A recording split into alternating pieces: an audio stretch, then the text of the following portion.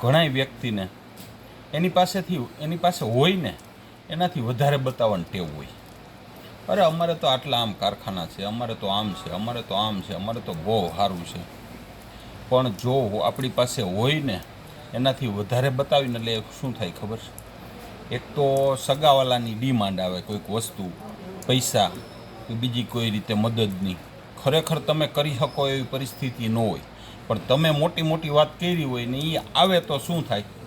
કાં તમારે બીજેથી લઈ આવીને દેવા પડે અને કાં એની યાર સંબંધ બગડે.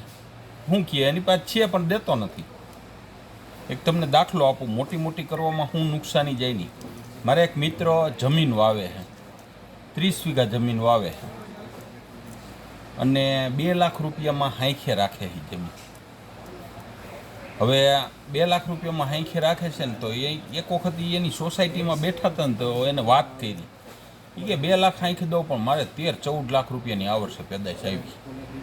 ખર્ચો કાઢતા 13-14 લાખ રૂપિયા વીતાઈ ગયા. હવે આ બધા બેઠા હોય એવી રીતે વાત કરી ને. હવે બીજે દી શું થયું અઠવાડિયા પછી કે જે જમીનવાળો ભાઈ હતો ને એ 2 લાખ રૂપિયામાં હાંખે દેતો, એની પાસે ભાઈ જઈને કીધું કે તમારે આવતા વર્ષે જમીન દેવી હોય ને તો મને દેજો, હું 2.5-3 લાખ રૂપિયા હાંખ આપીશ. હવે ઓલા ભાઈને અમારા મિત્ર ઉપર વિશ્વાસ હતો એટલે એને ચેન્જ ના કર્યું, પણ બીજો વ્યક્તિ હોય તો 50-60 હજાર વધારે આવતા જ દઈ દે ને કે ન દઈ દે. એટલે શક્ય હોય ત્યાં સુધી આપણા ધંધાની, આપણી આવકની, આપણા ઘરની વાત છે ને શેરીમાં કે બીજે ક્યાંય ન કરવી.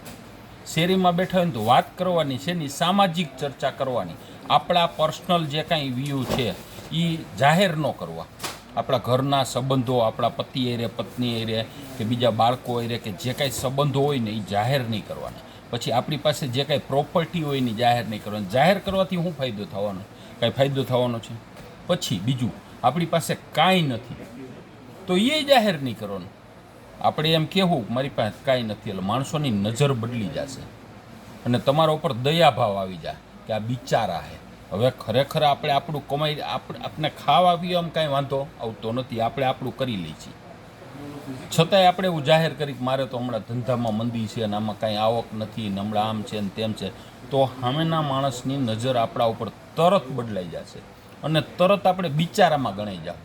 એ વ્યક્તિ આપણે કોઈ દી ઉછીના નથી દેવાનો, એની પાસે આપણે કોઈ દી માગવાના નથી, પણ છતાંય ત્યાં આપણી વેલ્યુ ડાઉન થઈ જશે. એટલે આપણી પાસે નબળું હોય ને તો એ જાહેર નહીં કરવાનું. આ એક છે કે આપણા કોઈ સગાવાલો સારો માણા હોય ને એની પાસેથી આપણે કાંઈ ઉછીના જોતા હોય અથવા તો કાંઈ સહાય જોતી હોય અને એની પાસે આપણે રજૂ કરીએ કે મારી આવી પરિસ્થિતિ એ બરાબર છે, પણ જાહેરમાં ક્યાંય આપણી પરિસ્થિતિની રજૂઆત નહીં કરવાની. જેવી છે એવી આપણી છે, બરાબર છે. આપણે ગરીબ છીએ, ખેંચમાં છીએ કે પૈસા ટકે સુખી છીએ, જેવા છે એવા આપણે છે. તો આપણી વાત, ખાનગી ઘરની વાત કે જે શેરી ગલીમાં ચોકમાં ઘણાઈને ટેવ હોય નહીં કરવાની, બરાબર ને? ભીખાલાલનું આવું માનવાનું છે.